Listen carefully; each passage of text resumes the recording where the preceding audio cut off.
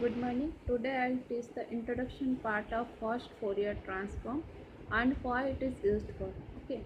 So basically first Fourier transform is a method for computing the discrete Fourier transform with reduced number of calculations. Means क्या है, आपको जो आप DFT जब आप कैलकुलेट करते हो ना, तो उसमें जितना आपका नंबर ऑफ कॉम्प्लेक्स मल्टीप्लिकेशन है या नंबर ऑफ कॉम्प्लेक्स एडिशन है, अगर आप डायरेक्टली कैलकुलेट करते हो वो जितना रहता है, अगर आप फर्स्ट फोरियर ट्रांसफॉर्म यूज़ करके एफएफटी यूज़ करके अगर आप डीएफटी का कैलकुलेशन करते हो, वो आपका क्या होता है, number of calculations means number of complex multiplications और नंबर ऑफ़ कॉम्प्लेक्स एडिशंस दोनों रिडक्शन हो जाता है. ओके.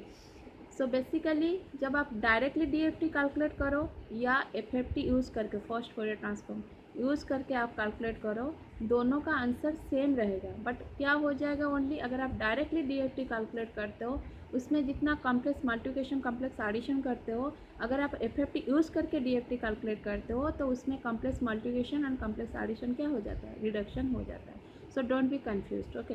सो दोनों में आंसर आपका सेम रहेगा. आप अगर 8 पॉइंट डीएफटी लेते हो, 8 पॉइंट डीएफटी का आंसर जैसे डायरेक्टली कैलकुलेट करके जितना आंसर आता है, अगर आप एफएफटी यूज़ करके भी कैलकुलेट करोगे वो आंसर सेम आएगा. बट इसमें क्या हो जाएगा, कॉम्प्लेक्स मल्टीप्लिकेशंस कॉम्प्लेक्स एडिशंस क्या हो जाएगा, रिडक्शन हो जाएगा. ओके. सो अभी आप देखो lecture note. The first Fourier transform is a method for computing the discrete Fourier transform with reduced number of calculations. क्या होता है, the computational efficiency is achieved by adopting a divide and conquer approach. अगर आपको 2 marks question आता है what is first Fourier transform, तो ये लिखना कि जो एक मेथड है या उसको एल्गोरिदम बोलते हैं, डिस्क्रीट फोरियर ट्रांसफॉर्म कैलकुलेशन के लिए यूज होता है. बट इसका फ़ायदा क्या है, इसमें आप reduce number of calculations use करते हो. ओके. इसीलिए जब आप कैलकुलेशन रिडक्शन हो जाता है, ऑब्वियसली एफिशिएंसी क्या हो जाएगा, बढ़ जाएगा. सो ये कंप्यूटेशनल एफिशिएंसी बढ़ता है. एंड कैसे ये बढ़ता है, इसमें क्या है कि डिवाइड एंड कंकर अप्रोच. मतलब अगर आपको 8 पॉइंट डीएफटी कैलकुलेट करना है तो आप डायरेक्टली 8 पॉइंट डीएफटी नहीं, उसको डिवाइड करोगे, पहले 2 पॉइंट फिर 4 पॉइंट देन 8 पॉइंट, ऐसे वो कर करके कैलकुलेट करेगा, डिवाइड कर देगा फिर जोड़ देगा finally. Okay. This approach is based on the decomposition of an n-point DFT into successively smaller DFTs. Okay. मतलब पहले वो सक्सेसिवली स्मॉलर डीएफटी कर करके कैलकुलेशन करेगा. So radix R FFT. Radix R FFT क्या है, सपोज आप एन पॉइंट डीएफटी कैलकुलेशन करना चाहते हो, अगर N equals to R to the power M लिखते हो, उसको बोलते हैं रेडिक्स आर एफएफटी. मीन्स ये जो एम है ये है नंबर ऑफ स्टेजेस. मतलब आप डायरेक्टली तो कैलकुलेट नहीं करोगे एफएफटी, अगर यूज़ करोगे आप कितना नंबर ऑफ स्टेजेस में उसको कैलकुलेट करोगे वो डिपेंड करता है. ओके. सो बेसिकली आप यूज़ करते हो रेडिक्स 2 एफएफटी. इसी में मैं इसको समझाती हूँ ताकि समझ में आएगा. In radix 2 FFT the value of N should be such that N is equal to 2 to the power M. हम लोग रेडिक्स आर किसको बोलते हैं, जो एन पॉइंट डीएफटी है अगर उसको R to the power M में लिखते हैं तब आर को बोलते हैं रेडिक्स आर एफएफटी. अभी रेडिक्स 2 एफएफटी मतलब क्या हो जाएगा, आर के जगह पे क्या आ जाएगा, 2 आ जाएगा. मीन्स अगर एन को equals to 2 to the power M में लिखते हैं तो उसको बोलते हैं रेडिक्स 2 एफएफटी. फॉर एग्जाम्पल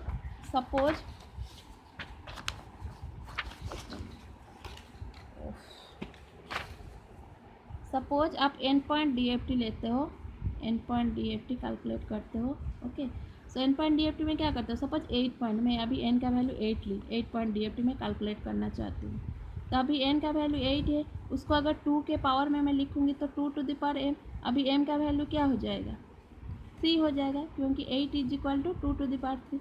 मतलब अगर आप एन पॉइंट डीएफटी को एफएफटी यूज करके कैलकुलेट करते हो तो आप कितने स्टेजेस में उसको कैलकुलेट करोगे, 3 स्टेजेस में. ओके.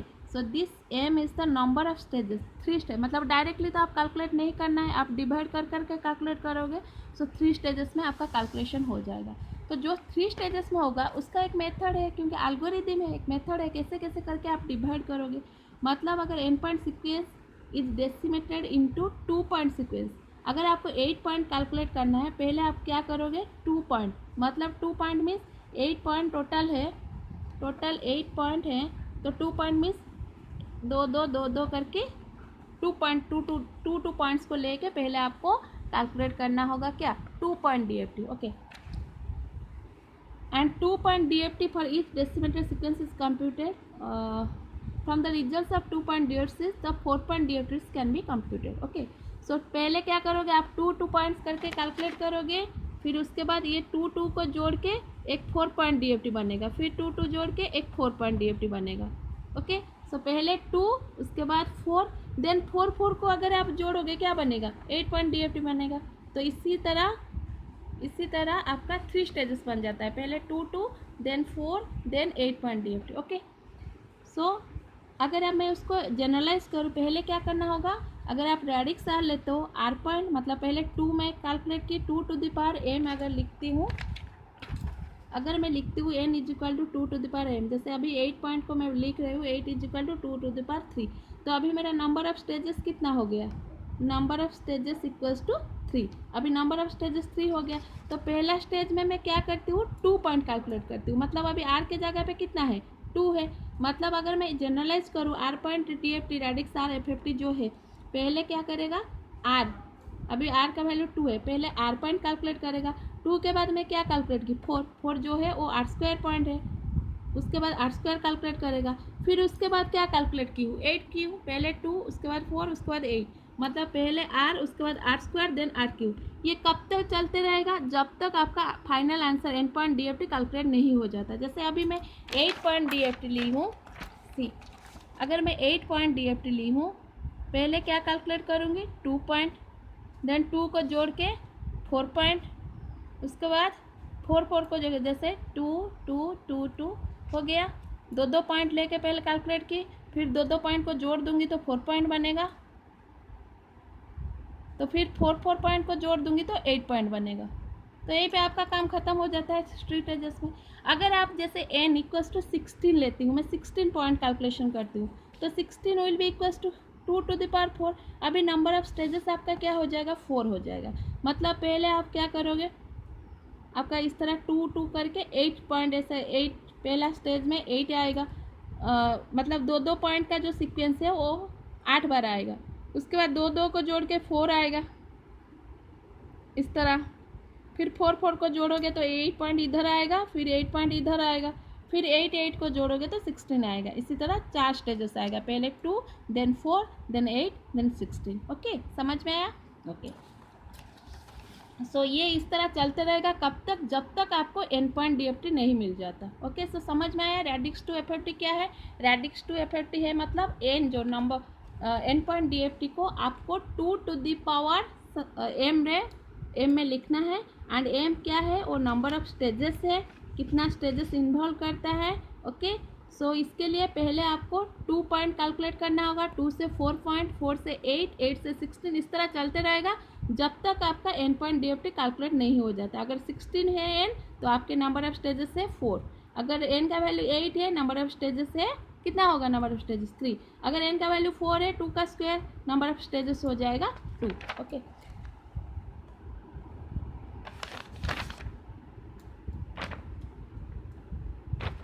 अभी मैं आपको सिखाती हूँ कि अगर आप डायरेक्टली कैलकुलेट करते हो DFT, तो उसमें कितना नंबर ऑफ कम्प्लेक्स मल्टीप्लिकेशन रहता है एंड कितने नंबर ऑफ कम्प्लेक्स एडिशन रहता है. DFT का फॉर्मूला मेरा क्या है, x of k is equal to n equals to 0 to n-1 x of n e to the power minus j 2 pi k n by n.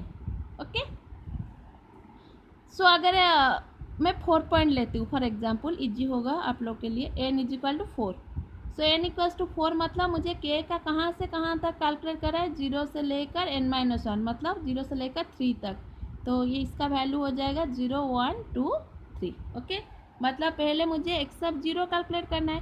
x of 0 जब मैं calculate करती हूँ तो क्या लिखती हूँ, x of n e to the power minus j 2 pi, ये 0 k का वैल्यू 0 हो गया दोनों साइड में, into n by n, n अभी 4 है, अभी n-1 4-1 हो गया क्योंकि कैपिटल N 4 है, सो ये हो जाएगा n equals to 0 to 3 x of n e to the power 0.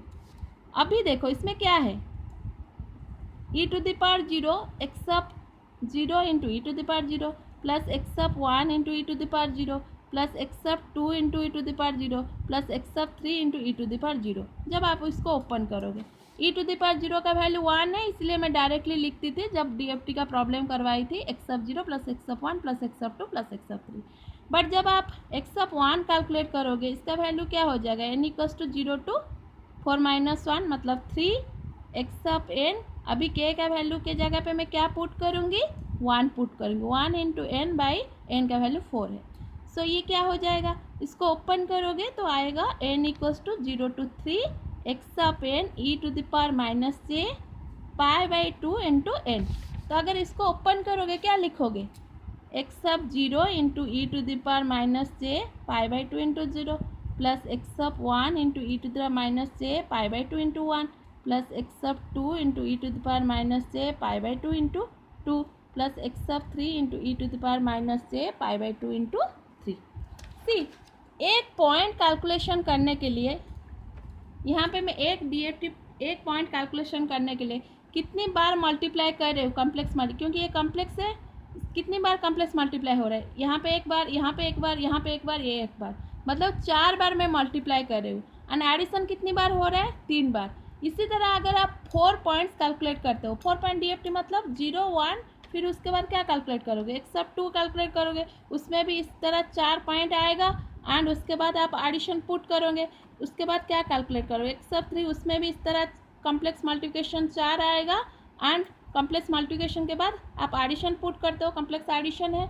मतलब देखो, अगर मैं एन इक्वल्स टू 4 पॉइंट लेती हूँ, मतलब 4 पॉइंट डीएफटी कैलकुलेट करती हूँ, तो डायरेक्टली ये डायरेक्ट कैलकुलेशन है, उसमें मैं कितना कॉम्प्लेक्स मल्टीप्लिकेशन करती हूँ एंड कितना कॉम्प्लेक्स एडिशन करती हूँ। देखो एक पॉइंट कैलकुलेशन में मैं 4 मल्टीप्लिकेशन करती हूँ एंड 3 एडिशंस होता है। तो इसी तरह 4 पॉइंट्स हैं, एक पॉइंट में मेरा इतना हो रहा है, 4 पॉइंट्स हैं, तो 4 पॉइंट्स है मतलब इसमें भी 4 मल्टीप्लिकेशन है, इसमें भी 4 मल्टीप्लिकेशन है, इसमें भी 4 मल्टीप्लिकेशन है। मतलब 4 पॉइंट के लिए मेरा टोटल मल्टीप्लिकेशन कितना हो रहा है, 4 का square that is equals to 16 multiplication, 16 complex multiplications. Okay, see my lecture note, clearly मैं लिखी हूँ, यहाँ पे थोड़ा क्लियरली लिख नहीं पा रही हूँ। ओके नेक्स्ट, अगर इतना हो रहा है मल्टीप्लिकेशन, एडिशन कितना हो रहा है, एक पॉइंट कैलकुलेशन में 3 एडिशन, यहाँ पे 3 एडिशन, यहाँ पे 3 एडिशन, यहाँ पे 3 एडिशन, यहाँ पे 3 एडिशन। मतलब आपके अगर 4 पॉइंट्स है, 4 बार आपका 3 एडिशन हो रहा है, तो टोटल कितना हो रहा है, 12 एडिशंस हो रहा है। ओके सो अगर आप जनरलाइज करोगे कोई भी, अभी मैं एग्जाम्पल ली एन इक्वल्स टू 4 पॉइंट, अगर आप जनरलाइज करोगे तो आपका कितना कॉम्प्लेक्स मल्टीप्लिकेशन और कितना कॉम्प्लेक्स एडिशंस होगा ना। अगर मैं n पॉइंट्स लेती हूँ, यहाँ पे कितना हुआ, जैसे 4 पॉइंट्स ली, यहाँ पे 4, यहाँ पे 4, यहाँ पे 4, कितनी बार चलता है, 4 बार चलता है। सो n पॉइंट्स के लिए n स्क्वायर कॉम्प्लेक्स मल्टीप्लिकेशन होता है।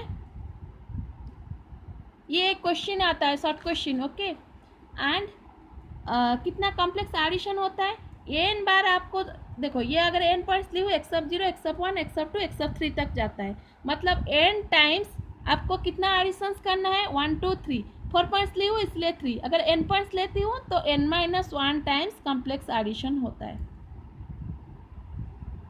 समझ में आया? सी और एक बार बोल रही हूँ, अगर आप n पॉइंट लेते हो, जैसे 4 पॉइंट ली, 4 पॉइंट आपको कैलकुलेशन करना है एंड हर एक पॉइंट कैलकुलेशन में आप 4 बार कॉम्प्लेक्स मल्टीप्लिकेशन कर रहे हो, मतलब टोटल कितना हो जाएगा, 4 इंटू 4 दैट इज 16। उसी तरह n पॉइंट्स में n times n complex multiplication करोगे, सो टोटल कॉम्प्लेक्स मल्टीप्लिकेशन कितना हो जाएगा, n स्क्वायर कॉम्प्लेक्स मल्टीप्लिकेशन हो जाएगा। और कितना टाइम्स एडिशन होगा, क्योंकि आप एडिशन ना यहाँ पे एक पॉइंट कैलकुलेशन में अगर मैं 4 पॉइंट्स ली हूँ 3 बार, अगर 8 पॉइंट्स लूँगी तो 7 टाइम्स आएगा, 7 टाइम्स आपका एडिशन इस टाइप का आएगा। उसी तरह अगर n पॉइंट्स लेती हूँ, n माइनस 1 टाइम्स आपको एडिशन करना होगा एक पॉइंट कैलकुलेशन में। टोटल कितना पॉइंट्स है, टोटल एक पॉइंट्स कैलकुलेशन में n माइनस 1 एडिशन, तो n पॉइंट्स कैलकुलेशन में कितना हो जाएगा, n into n minus 1 complex addition. समझ में आया? सो एक एग्जाम्पल लेते हैं, अगर फॉर एग्जाम्पल अगर मैं directly n equals to 8 point DFT लेती हूँ, उसमें कितना कॉम्प्लेक्स एडिशंस होगा, कॉम्प्लेक्स एडिशंस कितना होगा, ये एक क्वेश्चन आता है आपका, कॉम्प्लेक्स एडिशन होगा 8 स्क्वायर मतलब 64 कॉम्प्लेक्स एडिशंस हो, sorry complex multiplications, sorry 8 square that is equals to 64 complex multiplications होगा। एंड कितना एडिशंस करोगे complex addition, that is n into n minus 1 that is 8 into 7 56 complex additions करोगे।